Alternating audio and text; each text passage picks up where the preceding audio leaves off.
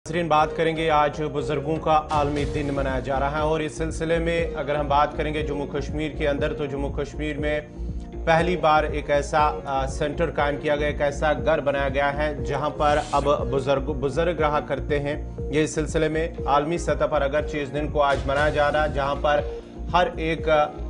जो फ़र्द होगा, इंसान होगा, अपने बुजुर्गों का इज्जत और एहतराम करता है और करना भी चाहिए। अपने वालिदैन का एहतराम करना चाहिए, अपने जो भी बड़े होंगे, बुजुर्ग होंगे, उनका एहतराम करना ज़रूरी है। लेकिन एक रिपोर्ट के मुताबिक अगर हम बात करेंगे, जम्मू कश्मीर के अंदर कम से कम 50% बुजुर्ग ऐसे हैं जिन्हें किसी न किसी सूरत में वो ज़्यादती का या बदसलूकी का उन्हें सामना करना पड़ रहा है। वादी कश्मीर के अंदर जो एक घर बनाया गया इन बुजुर्गों के हवाले से, अगरचे इतने सालों के दौरान जम्मू कश्मीर के अंदर कोई घर ऐसा नहीं था जहां बुजुर्गों को रखा जाता, लेकिन रवां साल के दौरान एक ऐसा घर रिहाइश कायम किया गया है जहां उन बुजुर्गों को रखा जा रहा है जो कहीं ना कहीं अपने जो अजीज उनके अपने घर वाले हैं उनसे ज़्यादती या बदसलूकी का सामना है, उन्हें वहां पर रखा जा रहा है। लेकिन एक इंकिशाफ हुआ है एक रिपोर्ट के अंदर जहां पर 43% बुजुर्गों के साथ बदसलूकी और जो 52.3% लोग हैं, बुजुर्ग हैं, उन्हें भी बदसलूकी का वो शिकार हो रहे हैं, जिससे ये माना जाता है कि हर 2 में से 1 बुजुर्ग बदसलूकी का शिकार है। और इससे ही अंदाज़ा लगाया जा सकता है कि जो माशरा है, समाज है, किस ओर जा रहा है और क्या करना होगा। इस सिलसिले में हम सबको अपने बुजुर्गों, अपने वालिदैन का एहतराम करना सबसे ज़्यादा अहम और ज़रूरी है। बड़ी खबर, चूंकि आज बुजुर्गों का आलमी दिन है, इसलिए इस खबर पर हम ज़रा गुफ्तगू करेंगे। जम्मू कश्मीर के अंदर, वादी कश्मीर के अंदर भी अगर आप नज़र डालेंगे तो बहुत कम इस तरीके के घर बनाए जा रहे थे जहां पर बुजुर्गों को रखा जा रहा था, जिसे ओल्ड एज होम कहा जाता है। दिल्ली और दीगर रियासतों के अंदर इस तरीके की अक्सरियत आप देखा करेंगे, लेकिन कश्मीर और जम्मू के अंदर बहुत कम ये चीज़ें थी। लेकिन अब हालात और सोच बदलते हुए बुजुर्गों के आलमी दिन पर जो हम खबर आपको बता रहे हैं वो ये है कि 50% बुजुर्गों को किसी न किसी सूरत में बदसलूकी का सामना करना पड़ रहा है। और ये मुहक्किकीन की तरफ से जो एदाद शुमार रखे गए उसमें यह कहा गया कि तकरीबन 27,000 बुजुर्गों के साथ रब्ता किया गया, जिसके बाद ये पता लगा कि 50% बुजुर्गों को किसी न किसी सूरत में एक या दूसरी शक्ल में बदसलूकी का सामना करना पड़ रहा है। 26,237 मरीजों को मुख्तलिफ तरबियत गाहों पर देखा गया, मुख्तलिफ मराकिज़ पर देखा गया, जिसके बाद पता लगा कि कश्मीर की सोच उसी तरह बदल रही है जिस तरीके से मुंबई और दीगर मकामात पर बदल रही है। और यही वजह है कि जो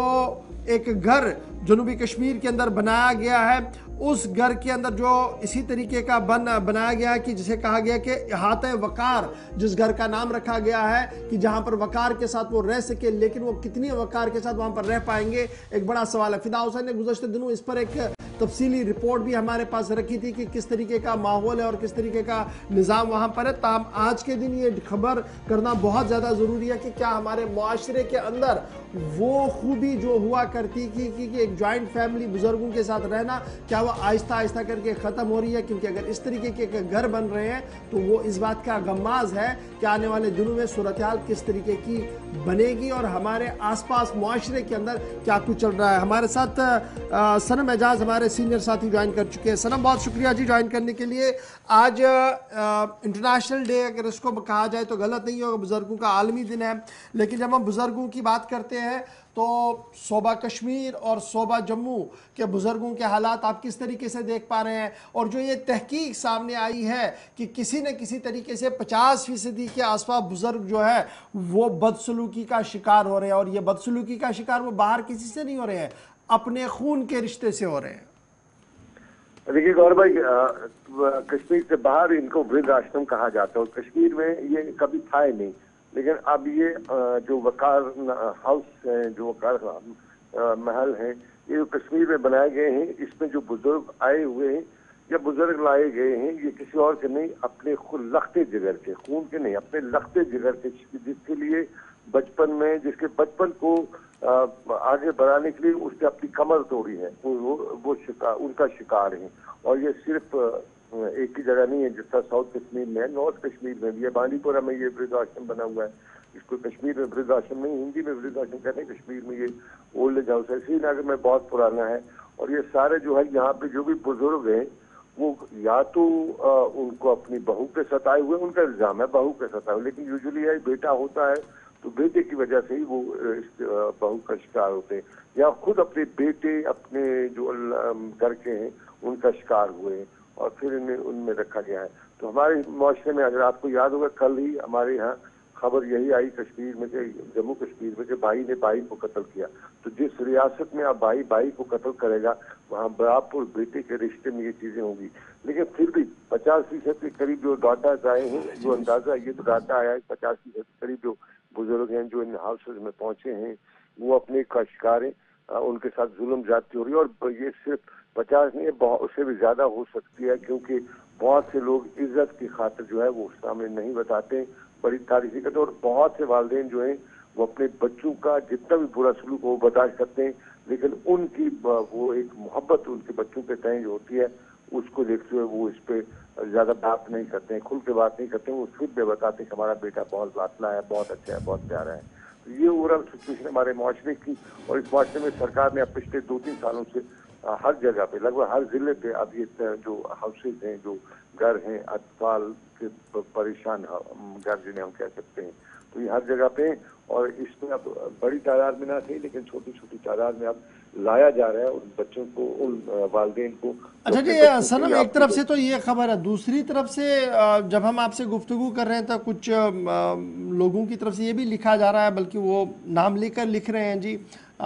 उनका ये भी मानना है कि देखिए किसी के पास बेटियां 2 हैं, उनकी शादी हो गई है और अब वो अकेले हैं, अब वो क्या करें जी, उनके पास प्रॉपर्टी भी है, पैसा भी है, लेकिन उनके साथ बात करने वाला कोई नहीं है। इसलिए इस तरीके के इदारे बनना बहुत ज़्यादा ज़रूरी है जहां पर वो रुक सकते हैं। तो क्या इस चीज़ को नज़रअंदाज किया जा सकता है? देखिए गौरव भाई, एक चीज हमें याद रखनी पड़ेगी, बेटियां 2 हैं, उनकी शादी हो गई, एक कश्मीर है और कश्मीर में हमारे यहाँ रिवायत है कि हम पड़ोसियों के साथ अच्छी तरह रहते थे, तो अफसोस की बात नहीं है, ये रिवायतें हुआ करती थी। और फिर ये कहीं पे भी आप कश्मीर में अब तक हमारे जो, क्योंकि हमारे रिश्तों को बहुत एहतराम के साथ देखा जाता था, तो ये जो इस तरह के लोग उन जगहों पे पहुंचे हुए हैं उनका हवाले से कहा जाए कि उनकी बेटियां थी और वो उनकी शादी हुई, नहीं ऐसा नहीं है। वो सताए हुए हैं, वो कहीं बेटियों के सताए हुए ना हो या अपने भाई के सताए हुए ना हो। तो यहाँ पे अगर किस तरह के मामला थे, कहीं किसी का नहीं था, तो पास पड़ोसी रिश्तेदार दूर सब उसको बहुत ज्यादा ख्याल रखते थे। लेकिन वक्त की गर्दिश कहें या वक्त की रफ्तार कहें, इस रफ्तार में हमारी जो अखलाकी कदरें थी या इंसानी अक़दार थे उनको भी बहुत पामाल किया हुआ है। और यही वजह है कि हमारे बहुत से बुजुर्ग आजकल उन हाउसेज में हैं। ये बांडीपुरा के हमारे किसी साहब ने आपको जरूर दिखोगा, क्योंकि बांडीपुरा में पिछली बार हमने वहाँ पे देखा था कि एक तो बुजुर्ग थे और उनका बताया गया था कि उनकी बेटियां थी, शादी हो गई, तो ये वहाँ पे। लेकिन ये कश्मीर के दूसरे इलाकों में भी है, ऐसे नहीं सिर्फ बांडीपुरा में, दूसरे इलाकों में भी है कि वहाँ पे भी अपनों के सताए। यहाँ पे देखिए गौर भाई, एक चीज हमें माननी पड़ेगी, कोई भी किसी भी आइसोलेशन होम, इसको हम आइसोलेशन होम कहेंगे, वहाँ पे अपनों के साथ जो पड़ोसी है, दोस्त है, उनको छोड़ के वहाँ नहीं जाएगा, बल्कि उसको हालात के लिए मजबूर करते हैं। तो ये ऐसा कहना कि कोई खुशी से जाया गया वहाँ पे, वो अपनों के सताए हुए हैं, अब वो मोहब्बत में, अब वो इंसानी अक़दार में बताते नहीं। बहुत शुक्रिया सनम एजाज हमारे साथ ज्वाइन करने के लिए। इंटरनेशनल डे है आज, बुजुर्गों का बैनुल-अक़वामी दिन है, लेकिन बुजुर्गों की हालात ये है कि एक ताज़ा तरीन रिपोर्ट के मुताबिक 50% बुजुर्ग जो है वो किसी न किसी तरीके से इंसानी हकूक़ का शिकार हो जाते हैं, पामालियाँ हो रही हैं। और फिर ये भी हमारे माशरे का हिस्सा है कि अब यहाँ पर भी वक़ार घर बन चुके हैं जहाँ पर बुज़ुर्गों को छोड़ा जाता है और दूसरे यानी जो उन केयर टेकर्स है उस घर के, वो उनको देख रहे हैं। तो निज़ाम कैसा है इस पर ज़रा आप भी